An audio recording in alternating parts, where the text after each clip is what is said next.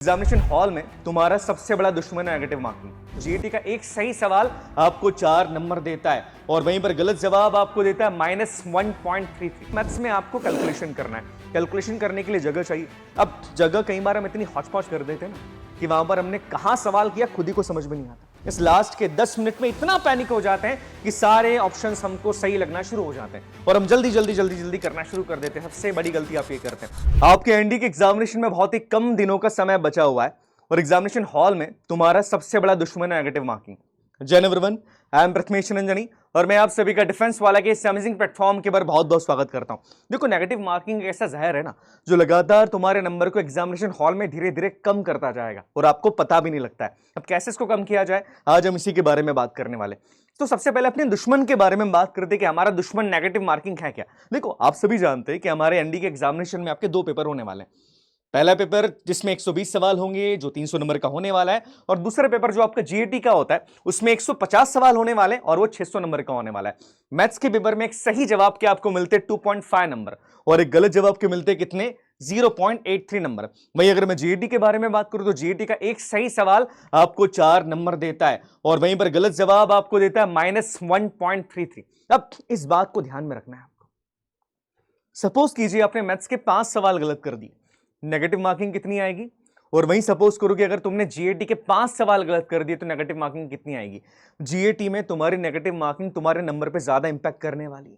इस बात को अपने दिमाग के अंदर रखिएगा, क्योंकि अगर वहां पर एक सही सवाल के 4 नंबर मिल रहे हैं ना तो वहां पर एक गलत सवाल के आपको -1.33 नंबर भी मिल रहे हैं। इस बात को दिमाग के अंदर रखना है कि कम से कम गेस वर्क करना है जीएटी के अंदर। मैथ्स में भी मत करना, ऐसा नहीं कि मैथ्स में करते जाए, मैथ्स के अंदर भी आपको नहीं करना है। उसके बाद एक पैटर्न के बारे में बात कर रहा हूं मैं जो आप सभी को एग्जाम में फॉलो करना ही है। जैसे पेपर आपके सामने आता है, पेपर को 3 राउंड्स के अंदर अटेम्प्ट करने की कोशिश करो। पहले राउंड के अंदर क्या करना है? पहले राउंड के अंदर केवल वो सवाल लगाने जिसके लिए तुम 100% श्योर हो। आप जानते कि हाँ साहब, ये सवाल मेरे को आता है, इस सवाल को मैं बढ़िया तरीके से कर सकता हूं। पहले राउंड में केवल वो सवाल हम लगाएंगे। इसका इंपैक्ट साइकोलॉजिकली पड़ता है। आपने पेपर लिया, शुरुआत में आपने वो सवाल अटेंड करने की कोशिश कर लिया, वो क्वेश्चंस आपने लगा लिए जिसके बारे में आपको जानकारी नहीं थी, आपका कॉन्फिडेंस शुरुआत में ही लो हो जाएगा। उसके बाद आप प्रेशर फील करना शुरू करते हैं और आपके आगे के सवाल गलत होने के चांसेस ज्यादा हो जाते हैं। इसलिए शुरुआत में क्या करना है, वो सवाल लगाना है जो जिसके लिए आप सब 100% श्योर हो। उसके बाद हम बात करेंगे राउंड 2 के बारे में। पहले वो सवाल आपने लगा लिया, उसके बाद राउंड 2 के ऊपर हम क्या करना है, वो सवाल लगाना है जिसको लेकर आप 50-50% श्योर है। मतलब यहां पर हम एलिमिनेशन मेथड के बारे में बात करेंगे, इसके बारे में आगे मैं बताऊंगा आपको। तीसरा राउंड 3, जरूरी नहीं कि इस राउंड के ऊपर तुम जाओ, फिर भी लग रहा है तो यहां पर उसके बाद सबसे आखिरी में वो सवाल अटेम्प्ट करने जिसमें कैलकुलेशन सबसे ज्यादा है या जिसमें मे बी वाले क्वेश्चन के यार शायद ये आंसर हो सकता है, शायद ये चीजें की जा सकती हैं। पर ये कब करना है? तीसरे राउंड पे आपको केवल तब जाना है जब आप थोड़े से लग रहा है कि मुझे लगता है कि मैंने अटेम्प्ट्स कम किए या मुझे लगता है कि सवाल मैं कर सकता हूं, केवल तब जाना है। अगर नीड है तभी जाना है। अगर सवाल अच्छे खासे कर लिया आपने, 70% सवाल करके आ जाते हो, उसके बाद तीसरे राउंड के ऊपर नहीं जाना है। आगे बात की जाए तो सबसे बड़ी मेथड होती है जिसे हम एलिमिनेशन मेथड के नाम से जानते हैं। देखो, एलिमिनेशन मेथड है ना, आपको हर कोई बताते कि ऐसे करना है वैसे करना, पर मैं 2 बातें यहां पर कहूंगा। हर सवाल में मेथड का यूज नहीं किया जाता है। कई सवाल ऐसे होते हैं जिसमें देखकर लगता है कि हाँ ये ऑप्शंस मुझे आते हैं, पर उस ऑप्शंस को जब आप ध्यान से देखोगे ना तो आपको लगेगा कि नहीं, ऑप्शन के बारे में इतना ज्यादा मैं जानता भी नहीं हूं।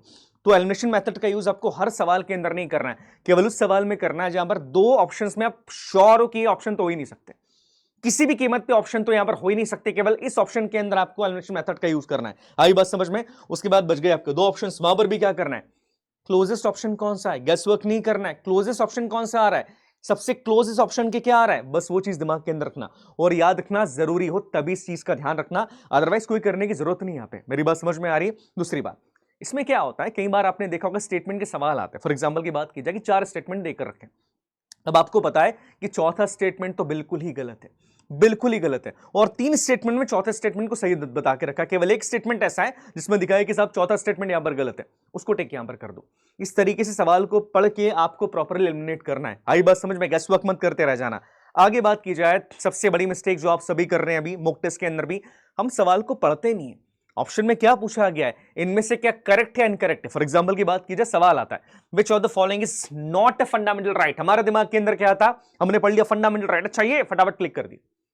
ऐसा नहीं करना है, आप इस बात को ध्यान रखिएगा।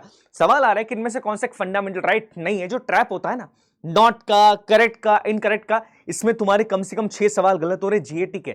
ध्यान से सुनना, जीईटी का एक सवाल कितने नंबर कम कर रहा है अभी हम लोगों ने देख लिया। इस छोटी सी बात को ध्यान रखना, सवाल को पढ़ो ध्यान से, करेक्ट पूछा जा रहा है, नॉट करेक्ट पूछा जा रहा है, उसके बाद ऑप्शन पे आपको टिक करना है, उसके बाद गोला बनाना है। इस बात को ध्यान से सुनिएगा, क्योंकि क्या होगा ना बच्चा, आपके 5 से 6 सवाल इसी कारण गलत हो जाते हैं, और जीईटी में सबसे ज्यादा ध्यान रखना है इसका। आगे बात की जाए मैथमेटिक्स के बारे में, देखो मैथ्स में आपको कैलकुलेशन करना है, कैलकुलेशन करने के लिए जगह चाहिए। अब जगह कई बार हम इतनी हौच पौच कर देते हैं ना कि वहां पर हमने कहां सवाल किया खुद ही को समझ में नहीं आता। सवाल किया, नजर इधर गई और इधर देखा तो अरे आंसर कहां गया, सवाल मेरा कहां गया, खत्म मामला। उसको हाइजीन तरीके से रखना, प्रॉपरली उसको मेंटेन करो, थोड़ा बहुत ऐसा जगह रखो जहां पर आप रफ कर सको। उसके अलावा अगर कभी आपको लगता है कि सवाल मैंने यहां पे कर दिया, सवाल करने के बाद आंसर तो किसी भी ऑप्शन के नहीं आ रहा है, अब किसी भी ऑप्शन में वो आंसर नहीं आ रहा जिसका कैलकुलेशन तुमने निकाल लिया था, तो सबसे बड़ी गलती हम क्या करते हैं, दिल से बताना, मैं जानता हूं तुम लोग क्या करते हो, जो क्लोजेस्ट ऑप्शन है उस पर टिक कर देते हो। ऐसा नहीं होता है, ऐसा नहीं होता है बच्चा कि आपका सवाल का आंसर सही नहीं आया, आपने सबसे क्लोज वाले पे टिक कर दिया, ऐसा बिल्कुल भी नहीं होता। इस बात को ध्यान में रखिएगा। आप देखो गलती मैं कहां कर रहा हूं, माइट भी तुम गलती कर रहे हो, साइन के अंदर प्लस को माइनस मान लिया, डिवाइड को कुछ और मान लिया, ये छोटी सी गलती आप करते हो, तो ये चीज आप मत कीजिएगा। आगे बात कीजिए यहां पर हार्ड स्टॉप के बारे में। देखो हार्ड स्टॉप होता क्या है, आपने 70% क्वेश्चंस को अटेम्प्ट कर लिया, अब आपको अपने मन को थोड़ा समझाना है कि बस अब मुझे रुक जाना है।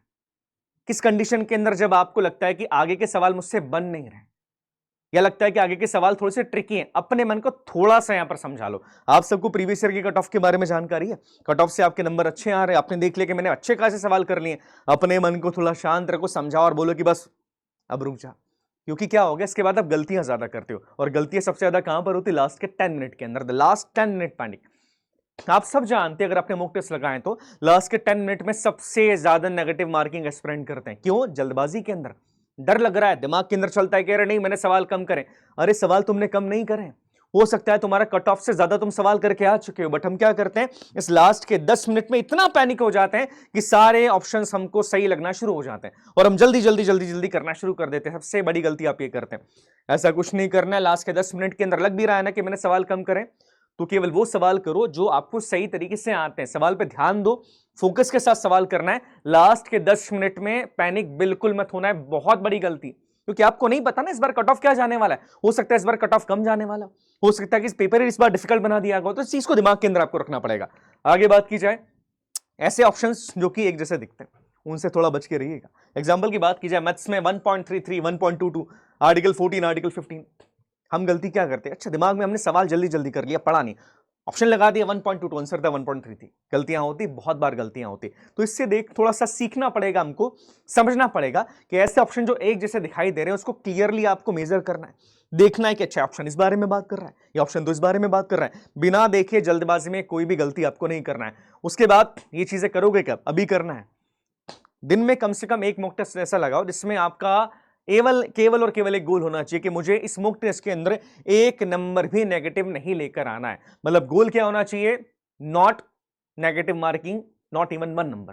क्लियरली बात कर रहा हूं मैं इस बारे में, मतलब दिमाग के अंदर सोच के चलो कि मैं मॉक टेस्ट लगा रहा हूं और मेरा गोल यहां पर अच्छे नंबर लेकर आना नहीं है, मेरा गोल केवल ये कि मैं एक भी नंबर नेगेटिव नहीं लेकर आऊंगा। इससे क्या होगा, प्रैक्टिस हो जाएगी, और सारी मेथड्स है ना, इसको अप्लाई कर लीजिएगा।